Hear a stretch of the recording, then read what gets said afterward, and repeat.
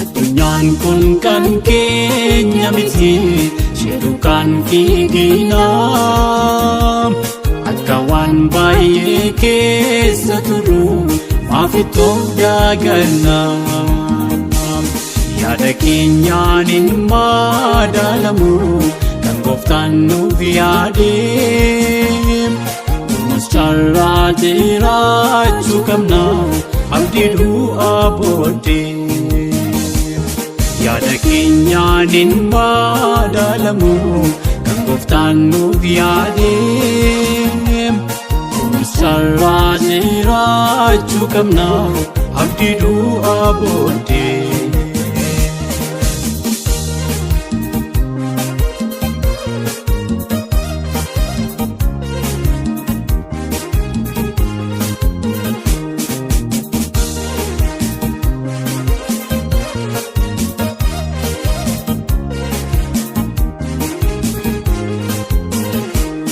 Addunyaan takka nuuf hin malle isheen diinaa keenya kanaafuu diinaan jaallatamu akkamiin dandeenya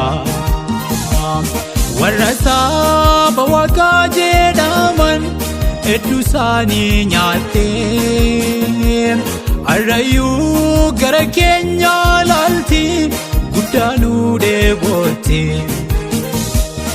Addunyaan kun kan keenya miti jedhu kan fiigina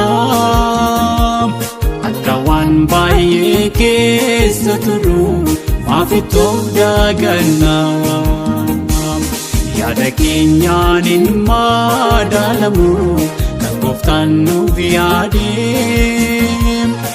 nus carraa jiraachuu qabna abdii du'aa booddee.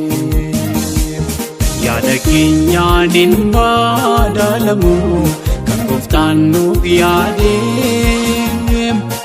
nus carraa jiraachuu qabna abdii du'aa booddee.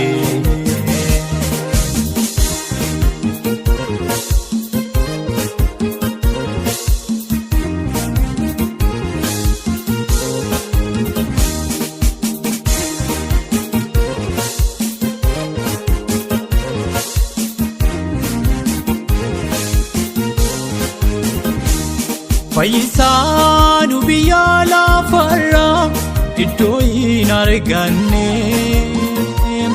ishee keessa taraa galfatee jiraachuun barbaanne nuti isaarra galaa jiraanna biyya ormaa keessa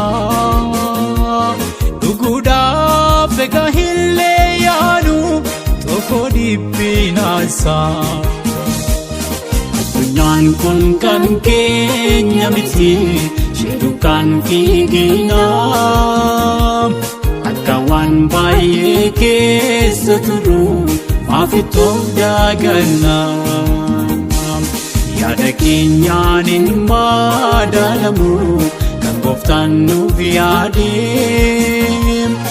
nus carraa jiraachuu qabna abdii du'aa booddee.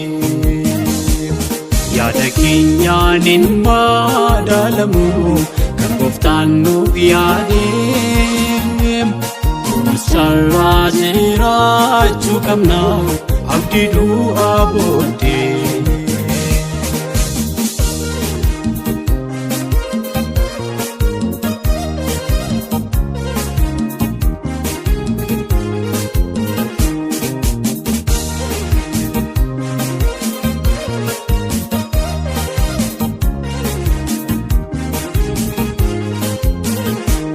Rakkinaan jireenya lafarraa yennaa dabarsine matumaa kaachuu keenyaan miifnu gatamni irraa jenne yeroodhaaf hawwii garaa keenya dhabuun nu mamsiisu gaaf tokko oliinuuf mul'ata inni jaanuuf baasu. Addunyaan kun kan keenya miti sheedu kan fiigina akka waan baay'ee keessa turu maafitoof daaganna. Yaada keenyaan hin madaalamu kan Gooftaan nuuf yaade.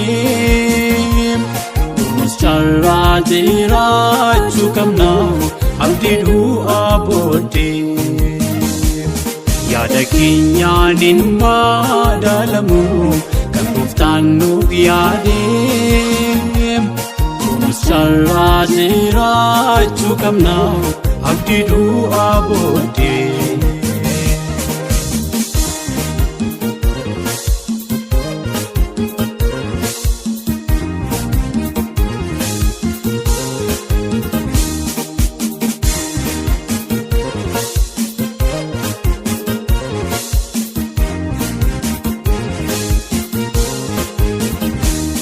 Abdiin keenya hin daangeffamne du'a garaasitti. Injifannoon fayyisaa keenya wabii nu maraati. Ofummaa duratti hin qabaatu inni mo'ameera. Nutoo nyaachuudhaaf abdii qabna muka jireenyaarraa. Addunyaan kun kan keenya miti sheedu kan fiigina akka waan baay'ee keessa turu maafitoof daaganna. Yaada keenyaan hin madaalamu kan Gooftaan nuuf yaade. Nus carraa jiraachuu qabna abdii du'aa booddee. Yaada keenyaan hin madaalamu kan Gooftaan nuuf yaade. Nus carraa jiraachuu qabna abdii du'aa booddee.